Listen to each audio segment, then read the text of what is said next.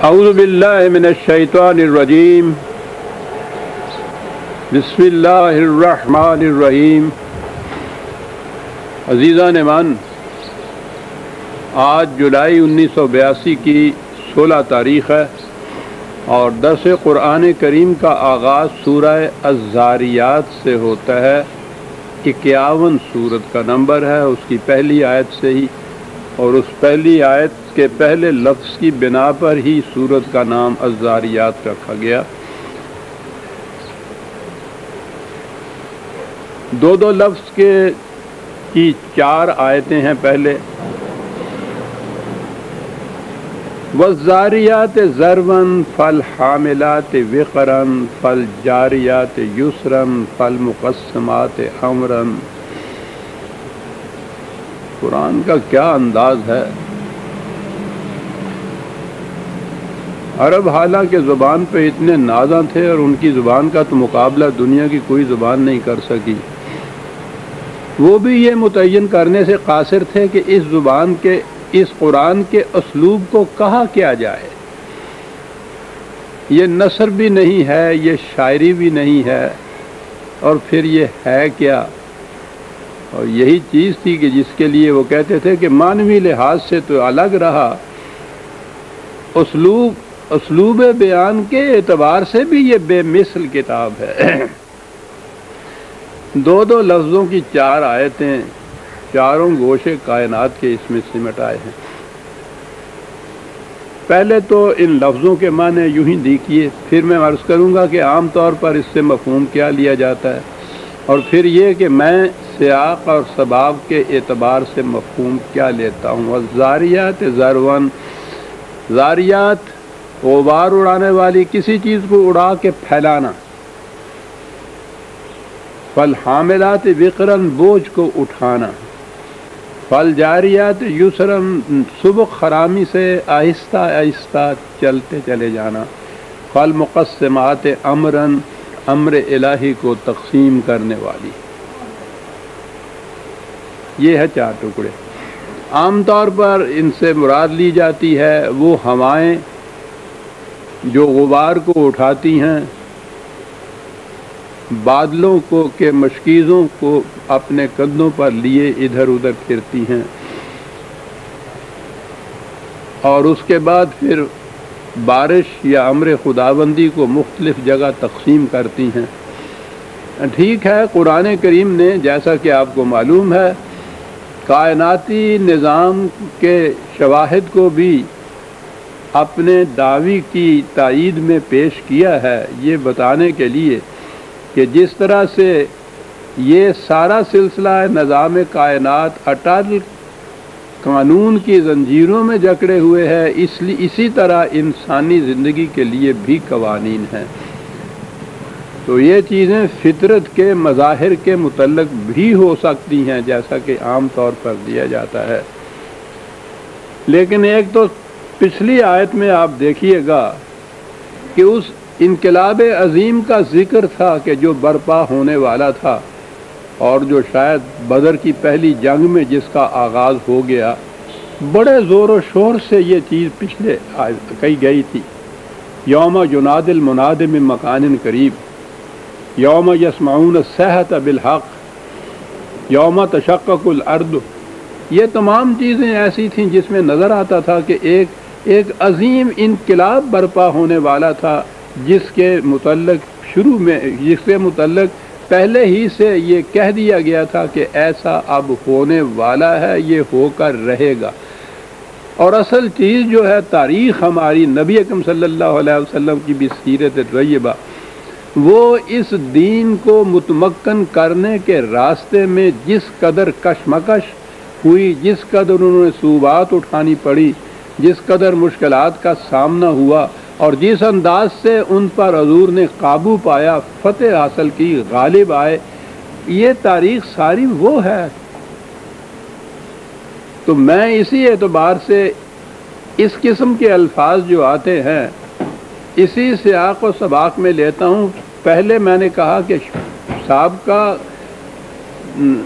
سورت کی آخری آیات میں اس انقلاب عظیم کی طرف اشارہ تھا، اور اس میں یہ چاروں چیزیں کہنے کے بعد یہ کہا کہ انما توعدون لصادق، یہ چیزیں اس پر شہادت دیتی ہیں کہ جو کچھ ان سے کہا گیا ہے وہ سچ ہو کر رہے گا۔ تو کہا تو ان سے یہی جا رہا تھا کہ تمہارا غلط نظام تمہاری تباہی کا باعث ہے، اور اس میں اب زیادہ وقت نہیں لگے گا، بہت قریب آ رہا ہے، اب بھی اگر تم سنبھل جاؤ تو اس تباہی سے بچ سکتے ہو، یہ ان سے کہا جا رہا تھا۔ تو سابقہ سورت کی آخری آیات میں ان سے کہا گیا کہ اب تو وہ بالکل ایسے یوں سمجھو جیسے ایک آواز دینے والا بلا کے آواز دیتا ہے کہ دیکھو وہ آ رہا ہے انقلاب، اور یہاں ان چیزوں کو سامنے لا کے کہا کہ یہ شہادت دیتی ہیں اس بات کے کہ یقیناً جو کچھ ان سے کہا جا رہا ہے وہ سچ ہو کر رہے گا، اور وہ کیا ہے؟ وَإِنَّ الدِّينَ لَوَاقِعٌ، وہ انقلاب ہو کر رہے گا، واقعہ ہے وہ جو ہم بیان کر رہے ہیں۔ تو اس جہت سے ان الفاظ کا مفہوم بھی جو عربی زبان کے اعتبار سے جو زبان متحمل ہوتی ہے ان مفہوم کی، میں نے وہ مفہوم لیا ہے کہ جو فٹ ان کرتا ہے سیاق و سباق میں اور اس پوری تاریخ میں جو ہمارے سامنے آتی ہے۔ ساتھ یہ الزاریات ذرون، کسی چیز کو ابھار کے پھیلانا، یہ عجیب بات ہے کہ بعض انگریزی تراجم میں بھی اس کے متعلق براڈ کاسٹ کا لفظ آیا ہے، اور بڑی صحیح بات ہے۔ یہ زاریات فاملات جماعتوں کا نام ہے۔ یہ جماعتیں، یہ جو امت مسلمہ تھی، یہ اس کے گروہ ہیں، اس کی جماعتیں ہیں، ان کے فرائض ہیں، ان کے یہ پروگرام ہیں جو کچھ وہ کرتے تھے۔ پہلی چیز تو اس پیغام کی نشر و اشاعت تھی، اس کو بلند کرنا اور پھیلانا پھر اس کو۔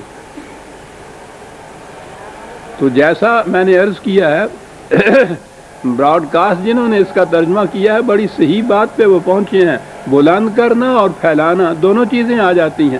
یہ لفظ ذرون کے اندر دونوں باتیں ہوتی ہیں، کسی چیز کو بلند کرنا اور پھر پھیلا دینا اس کو۔ اس پیغام کی نشر و اشاعت کرنے والی جماعتیں، یہ جو واو ہے آپ کو معلوم ہے، اس کے معنی آخر میں آئیں گے کہ یہ سب اس بات پر شہادت، اس بات کی شہادت دیتی ہیں کہ یہ جو کہا جا رہا ہے یہ واقعہ ہو کر رہے گا، یہ ان کے ہاتھوں سے واقعہ ہونا ہے۔ یہ جماعتیں جن کے یہ فرائض بتائے گئے ہیں، جن کے یہ پروگرام بتائے گئے ہیں، تو پروگرام کا پہلا حصہ تو یہ ہے، یہ کوئی دھاندلی کا چنگیز خانی اور ہلاکو خانی انقلاب نہیں ہے کہ کسی کو معلوم بھی نہ ہو اور شبہ شب آ کر حملہ کر دیا جائے اور تحقیق کر دیا جائے۔ یہ تو ایک قلب و نگاہ کے انقلاب کا ایک پروگرام تھا۔ پہلی چیز اس میں قرآن کے قوانین اور تعلیم کا عام کرنا ہے، اس کی نشر و اشاعت کرنی ہے، اس کو بلند کرنا ہے، اس کو بکھیرنا ہے، اس کو پھیلانا ہے، نشر و اشاعت۔ تو یہ جماعتیں جو اس پیغام خداوندی کی نشر و اشاعت میں مصروف ہیں، والحاملات وقرن، اور جو ذمہ داری کا بہت بڑا بوجھ اپنے کندھوں پہ اٹھائے ہوئے ہیں، بڑی بڑی ذمہ داری ہے۔ ابھی میں عرض کروں گا یہ ذمہ داری، فالجاریات یسرن، اور وہ جو آگے بڑھ رہی ہیں لیکن طوفان کی طرح نہیں، سیلاب کی طرح نہیں، فساد کی طرح نہیں، جھکڑ کی طرح نہیں، نسیم سحر گاہی کی طرح آہستہ آہستہ نرم روی سے آگے بڑھ رہی ہیں۔ کیا انقلاب ہے! جس انقلاب نے قلب اور دماغ میں تبدیلی پیدا کرنی ہو وہ جھکڑ نہیں ہوا کرتا، وہ تو بڑا انکانشس، غیر شعوری طور پر تاثرات دینے والا ایک پروگرام ہوتا ہے کہ وہ خود بخود چپکتا چلا جائے۔ اس کے اندر نرم خرامی بڑی ضروری چیز ہے، اشتعال اس میں ہوتا ہی نہیں، فینیٹسزم اسلام کی بات ہی نہیں ہے۔ یہ کوئی ایسی چیز نہیں ہے کہ جس کو آپ اس طرح سے جھکڑ